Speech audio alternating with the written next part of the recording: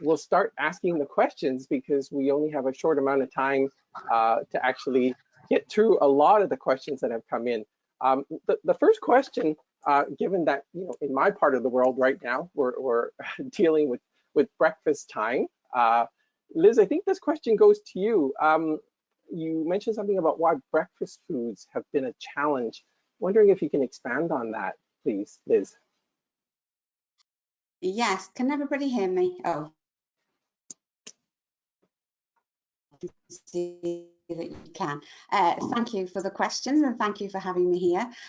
This response came from the Dietetic, the British Dietetic Association, that said that they were struggling with providing a range of breakfast foods and snacks. So people who aren't eating a lot, people who need a lot of extra nutritional support, it was difficult finding snacks that they could provide mid-main meals that had enough nutritional content that actually aligned with the IDDSI framework.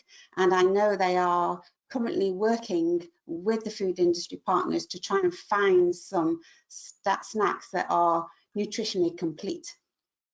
That's just the UK. If anybody across the world knows of anything, please get in touch. Yeah. I'm going to push this question out to the rest of the panelists as well. Anyone else hearing something similar or experiencing something similar? No? All right, thank you very much. The next question, I think, has to do with someone asking about IDDSI certification. Is there any way at the moment to be certified to be, you know, IDDSI by any societies or associations? I'm going to throw this out again to all panelists, please. Hi, Peter. As we mentioned in my talk, we have developed a course that's an e-learning module that gives a certification at the end of the course. This is only available in New Zealand at the moment, and it requires a practical aspect sign-off by a previously educated IDDSI competent practitioner. So this was initially directed at the food service providers to ensure that they were meeting IDDSI compliance with the dietary textures. So they do an online learning module over several weeks and then have the preparation checked in the facility. And that's to try to give some consistency and standardization that meets the IDDSI framework. Thank you, Jackie. Yeah, and perhaps following that question also is, someone asked, is the New Zealand chef training available in the US or any other part of the world? And would it be possible to have access to something similar? So as far as I know, for the course that's developed, it's just in the New Zealand setting because its criteria meet the New Zealand Qualifications Authority, which is our standardization for tertiary education facilities. So I don't know that that's available offshore, but I don't think it would be too difficult to transport the content if it met the relative requirements of legislation in the country, because most of it's based around the IDDSI framework. So of course that's a global framework. Wonderful, Jackie. Perhaps IDDSI can speak to those in New Zealand and see if we can try to collaborate on getting something like that available for the international audience. Thank you. The next question that came in, the question says, in a recent study published in Food Hydrocolloids, the IDDSI flow test was assessed for different thickening products. Results expressed that similar viscosity levels, millipascals, obtained different IDDSI levels. In contrast, extremely different viscosity levels, again in millipascals, obtained by the same IDDSI level. How can IDDSI help in the fluid prescription if shear viscosity is the main parameter linked to the therapeutic effect of thickening products? and it cannot be assessed. Julie, I think I'm going to throw that one your way if you don't mind. Thanks. Absolutely. No, thank you, Peter. I'm happy to answer that one. I'm actually going to step back in time just a little bit. So before we had viscosity, we were using descriptors. Certainly here in Australia, we were talking about things that were full thick, half thick, and quarter thick. And you would sort of say, well, full thick or quarter thick of what exactly? And so to look for something to measure the parameters of the liquid, we went to chemical engineers and asked them about that. Now, viscosity is actually one element. You've also got density and yield stress. And I'm trying to hammer that home a little bit because it's a little bit like thinking of asking if someone is overweight or underweight, where you only give the weight and you don't talk about how tall they are. There are actually a number of parameters, so it's important not to focus just on viscosity. I'm also going to spread it out a little bit further again and say that the IDDSI flow testing is just simply a different testing method. And I can give you a really practical example. If we look at video fluoroscopy and we look at FEES, they both assess swallowing, but they clearly give you very different pictures and very different information in terms. So your FEES, for example, will not give you oral information, whereas FEES will. So they're complementary. They're not intended to be simultaneous. For example, you're not going to necessarily see a one-for-one there. That's not what it's designed for. Thank you, Julie. And Dr. Ben Hansen, listening in also on the webinar, has also kindly provided a bit more information here. So Dr. Hansen said that the thickness of a liquid actually depends on several factors, best illustrated by considering how gum-thickened water is different than what you would see in a thick soup, for example. You know, there's the sliminess, the slipperiness, the coherence, the pastiness, density, adhesion, elasticity, all these different properties. And so these are factors that all come into play when you're looking at the flow property of a liquid. So does yield stress, which is the reason why ketchup doesn't flow out of a bottle when it's turned upside down, but honey never stops flowing. Amazing, isn't it? How every time we reach for a bottle of ketchup, we can never get ketchup out of there.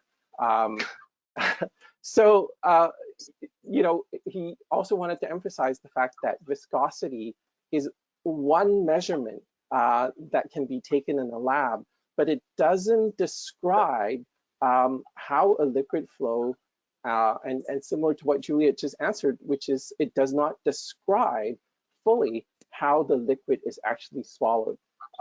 So the reason for the design of the flow test is that it actually captures several different flow behavior of a liquid, and viscosity is only one of these measurements. So thank you for that question. We hope that everybody can appreciate the fact that the IDDSI flow test was designed to be very, very simple, hopefully easily accessible, and you know, can be used in any setting. So thank you for that question. We have lots of people chiming in saying thank you for this wonderful webinar, and thank you to our amazing presenters. So the next question, somebody had asked, you know, are there brochures or videos in different languages? And if not, you know, could people collaborate with IDDSI to provide these? And sorry, panelists, I think I'll answer this one. And that is, yes, there are. If you have not seen the IDDSI website, we actually have many translations of materials available at this point, many more to come. And we welcome anyone who would like to contribute time and energy to help make IDDSI resources available in various languages that is more, suited to cultural contexts. And we hope to collaborate with all the different societies and associations in the future to try to make this happen so that IDDSI can actually be accessible globally. The next question is about the Japanese jelly. So how is the Japanese jelly different from others that makes it more safe? Is there a specific ingredient that makes this transitional jelly safer? Julie, may I push that one out to you? And then anybody else in the panel who'd like to answer that question, with experience about Japanese jelly, please jump in. Absolutely. So I was lucky enough to get some information from June about the Japanese jelly. So it's actually a mixture of locust bean gum and xanthan gum, or locust bean gum and carrageenan. And it's the combination of those two different types of gums that are used. When you do that, it's resistant to tongue palate pressure, and so it doesn't fracture and release water. That's how it's different to gelatin, for example. You don't use agar. Agar is a very stiff jelly as well, and it's also got a fracturability and water release when pressure is applied. Thanks, Julie. We have a question about Europe. So Natalie, I think this one's coming to you. You mentioned that Europe has a lot of challenges, and the question is, are there plans to implement IDDSI, or is it at this time not realistic, given that there are industry partners helping out, but are there some best practices that are going to be established for the European communities? Well, I mean, in my slides, I presented what is already happening, and IDDSI is already been implemented in Europe. So it is already happening. To make that in a common way, that's what we need to look at in the future, if we can help support that and how we can do that. But at this stage, there is no concrete plan, but we are just at the beginning of starting to look at and looking at into it and to collaborate with IDDSI on this. So I think there is a lot of potential in the future, but I mean, IDDSI is already implemented in Europe and it's already happening. So we will see how and where we can support that in the future, let's say. Yeah. Thank you, Natalie. Yeah. The next question is asking about in hospital settings, do you have IDDSI termed as a diet with a level and description in the electronic medical records in order to provide standardization post-discharge when transferring from acute care settings to nursing home facilities, for example? What are the practices that the panelists have been seeing throughout the world?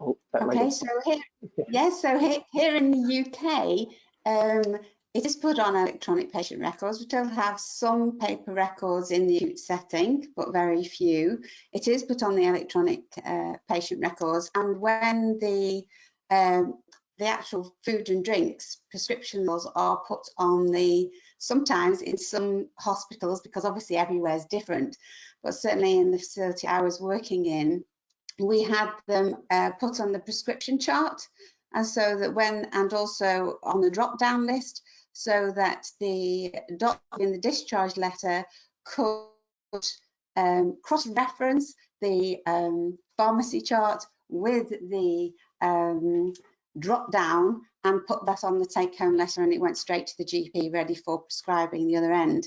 So there are systems in place in some places in the UK. I can't speak for all of them. Yeah, thank you, Liz. Jackie, Julie, any thoughts from Australia, New Zealand? So the IDDSI level diet and actually their general dietary status, including dentition, and then pills and medicines, whether they need reformulating, are listed on discharge summaries and transfer care notes to external facilities. Most letters going to the general practitioner, who's the coordinator of care, would just mention the dietary level and the need for reformulation of medicines. All medicines are now nationally electronically available, so that's also available to the local pharmacist who will dispense for the patient. So there is an attempt to make sure that somebody on an altered diet doesn't go home with a whole bunch of solid pills to swallow that would be incompatible with the rest of their meal plan. So it is being nationally recorded here. Thank you. Yeah, and Natalie, if you don't mind, do you have a European perspective on that question?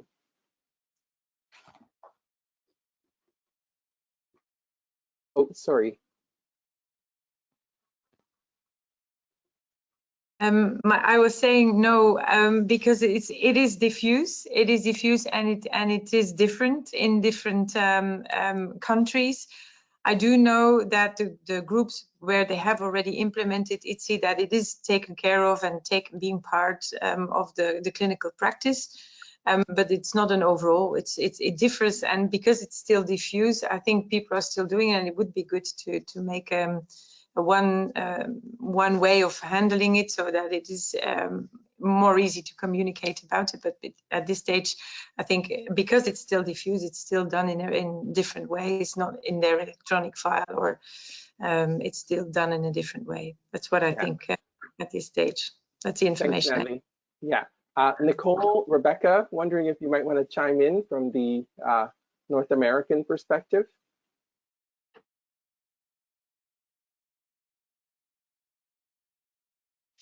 Hi, Peter. Rebecca, I'm not sure. I mean, I feel like it's been a while since I've been in practice, so I feel like I would lean on you, Peter, from the North American perspective. Yeah, I would tend to agree. I mean, from what we hear from members, it's a similar picture. Yeah, I think what we can say is this sounds like another collaboration project that we might want to think about on an international basis. Wonderful to have so many people embrace the IDDSI framework and standards. Now it would be also responsible of us to be able to collaborate further to talk about also standardizing practices of how to be using the framework. We're very, very excited to let everyone know that there are IDDSI reference groups starting up in regional areas around the world, and that next month the reference groups are actually, the leaders of the reference group are getting together for the very, very first time. So it's really, really exciting that we are inviting the experience and wisdom of all these incredible leaders to come together to talk about, well, what's next and how can we continue to make IDDSI something that would help improve safety. I'm going to move on. We have lots of questions from people about what's happening in different parts of the world and who should they get in touch with. You know, some people are wanting to get in touch with the presenters because they're so eager to want to help with IDDSI. We are so overwhelmed. I'm you know, hoping I don't need to pull out my Kleenex and start to wipe off tears of joy here. But what we'd like to encourage you to do is really go to the IDDSI website, go to the country region specific section. There are contact emails there. If you don't see your country or region listed, please, by all means, just send us, IDDSI, an email and let us know your interests, and we would be most pleased to try to see what we can do to facilitate the assembling and organization of a group in your area. Yeah. And so there is a question here about the process in which, I guess, industry partners or food services go through to be labeling, is there a stringent process in place at the moment? Who oversees all of this? Can we get, again, just geographical responses to this, please? Jackie, maybe we'll get you to start. Yeah. Sure. So initially, obviously, we have the advantage of quite a small community to work with and a limited industry on site in New Zealand because of our size. So the approach we took was to try to engage with major food providers and aged care facilities, of which there's really only a couple of strands, and to try to engage at a high level to start with stakeholder talks and to, I guess, express the importance of where we thought the IDDSI sat for patient safety, and also clarity that the facilities could then give to their caregivers and to the patients who are coming to the facilities. So basically to give family members and patients assurances that any type of prescribed diets were able to be provided for. And I think what that did was, rather than making it something that we imposed upon the industry side, was something that we asked them to meet us halfway and to sort of give us their input and where they felt there would be barriers to implementation. And that was really where the development of the training side came in, because one of the barriers was just the ability to transfer knowledge from one site to other sites that might be geographically distant without needing to ship people around everywhere. So that helped us to develop the first training tool with BID, which was just for their own facilities, and we were able to then make that more available nationwide to other food providers. And we could move that into the actual hospital system, which is a pretty big food provider in New Zealand as well because of the split of national health care. So it was really more of trying to work together to get agreement and buy-in, and for them to be able to see the value that came from saying, we do test this, we do standardise this, we are considering our patients and our protocols and their care and their safety. And so once we did that, we also mentioned very briefly, we coerced a little bit by listing month to month facilities that had become compliant and been signed off. And so every month that would appear. And so if you weren't there, by default, you sort of were in the catch-up zone. And that did bring people online as well, because each month these published facilities or areas who had achieved this compliance were being lauded, whereas others were a bit left behind. So that did bring other people up to speed as well and encourage them so that they also were listed. So it was a variety of approaches, and even patients and family members might be empowered to ask the facility themselves, do you consider the IDDSI diet framework in my mother's care, who we know needs a certain level of diet? So, and I thought it was a very interesting comment that Julie made about families bringing in food for their family members, treats and things. And so these did have to be addressed as well, because sometimes family members bring something that were outside the recommended specs of diet, and that would take usually discussion with the individual care facility. But we found the industry was actually really good about getting on board, even though it represented a significant cost in relabeling initially. But in the long term, particularly one of the companies here is an online sale, and they list on every click view the IDDSI diet for the product that you're looking at. So you can actually have family members selecting by what they've been told by their clinician, and they can click an IDDSI level 4 and they can buy that from there. So now the packaging really is well labelled. It makes it more easy to access for consumers. In the interest of time, I think rather than going around with the world with this question, let's just address one last question, if you don't mind. I think that the main thought for anybody looking at product labeling and labeling your products that you produce yourself, remember that we do have audit tools available on the IDDSI website that walk you through the specifics of how to be able to classify the IDDSI textural level or thickness level. So one last bit of wisdom to squeeze out of all of our panelists. If there was one sentence that you might give to the world about preparing for IDDSI implementation or about collaboration on IDDSI, what might that be? So I'm just going to randomly, sort of go from left to right of my screen of the panelists that I see. So Nikki, fortunate or unfortunately, you're the first person that I see on my screen. What is your one sentence of wisdom, please? Peter, I don't even know if I would say a sentence as much as just a word, and that it's teamwork.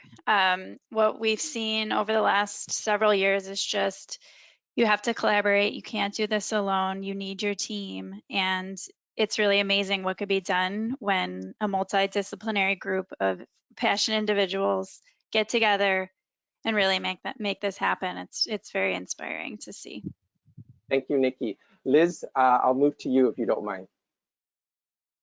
Yeah, sure. I can only reiterate Nikki's comment. The reason I think the UK successfully implemented IDDSI was because we had national stakeholders, we had the workforce on board, we had multidisciplinary teams working in all locations, and it was ongoing. I think the thing is that you're always looking to improve, you're always looking to help. So this multidisciplinary team is vital for anything to change, and that includes all the food providers and industry partners and government bodies and professional bodies and the healthcare professionals on the ground, as well as the patients. It's across the board. Thank you, Liz. Natalie, if you don't mind. Oh, Natalie, I think you're muted at the moment. So I can agree more with my two colleagues, as it will be teamwork. But if I need to give you one sentence, I will say the future is bright. So, thank you, Natalie. Yeah, Jackie, if we can come to you. Sure. Again, I would reiterate bringing all the stakeholders to the table initially, and if you can, on the professional side, I would ask for consensus as you present it to the industry side, so that the goals are clear, the time frame is clear, and everybody's on board right from the start.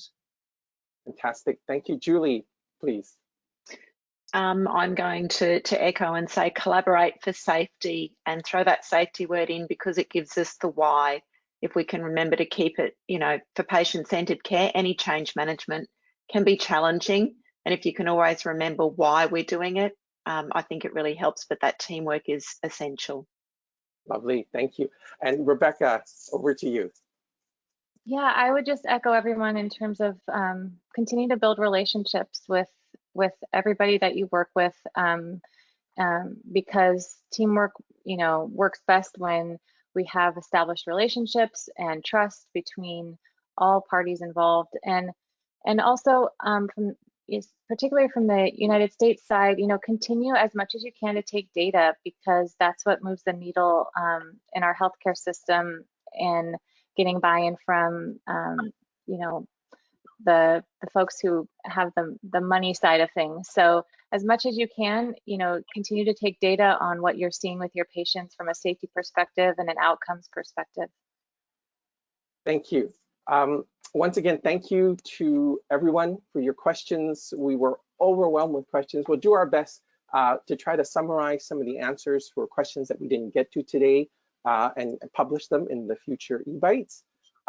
We are at the end of our time. Please join me in one more virtual applause and thank you to all our presenters today. So we just want to let you know that IDDSI aims to be a dynamic initiative, and we will always try to do our best to be responsive to questions, challenges that are brought to our attention. So as the IDDSI board members and the IDDSI reference group members are all volunteers, we try our very, very best to address these questions and issues in as timely a manner as we can. Often we publish this information in the IDDSI monthly e-bites, as you can see on the right-hand side of your screen. If you have not signed up for our e-bites, please take a moment to do so. This is how we communicate with you. We don't spam you. We only send you important updates. And if you have not seen our website lately, it has had a facelift. We try to get information updated as quickly as we can. Information is coming in all the time from various reference groups from around the world. There are great resources available. We are so thankful for everyone who's willing to share information with us. So there you go, IDDSI.org. As we navigate into our 10th year, it's hard to actually imagine this. Many people have indicated to some of the board members that, you know, maybe we're due for pension. But again, because we're volunteers, I guess our pension would be volunteer pay. We are committed to continue to collaborate with associations and societies around the world. We want to continue to foster the growth of the IDDSI reference groups because these reference groups have great knowledge and insights on local contexts. We will continue to facilitate the development and translation of IDDSI resources, and we want to continue to bring you learning opportunities such as this webinar. So thank you once again to all of the societies, association partners, to the IDDSI sponsors for their support, and then particularly to the people at Nestle Health Science, our foundational platinum sponsor who made today's session possible. We humbly thank each and every one of you, the global IDDSI community, for making the world just a safer place for those living with eating and drinking difficulties. So on that note, we're going to say farewell, see you, and we hope that you'll join us at our next events. So thank you once again, everyone.